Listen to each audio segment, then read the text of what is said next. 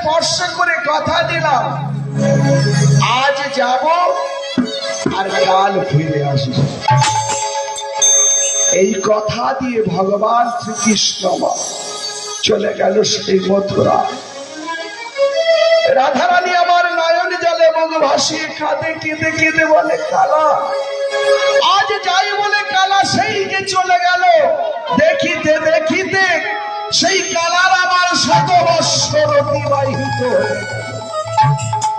100 বৎসর অতিবাহিত হয়ে গেল, ভগবান আর বৃন্দাবনে আসলেন।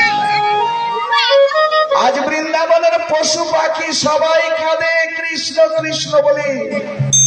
তরুলতা কীট পতঙ্গ সকলেই কাঁদে শুধু কৃষ্ণ হারা হয়ে।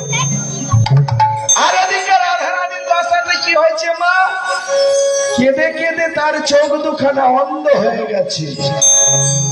ললিতার কণ্ঠ জড়িয়ে ধরে বলছে, ললিতা রে, আমার বধূ যে আজ যাই বলে সেই যে গেল কালা আর এলো না, 100 বৎসর অতিবাহিত হয়ে। তবে ললিতা, ললিতা শোন, বলি তোরাই আমায় কৃষ্ণ এনে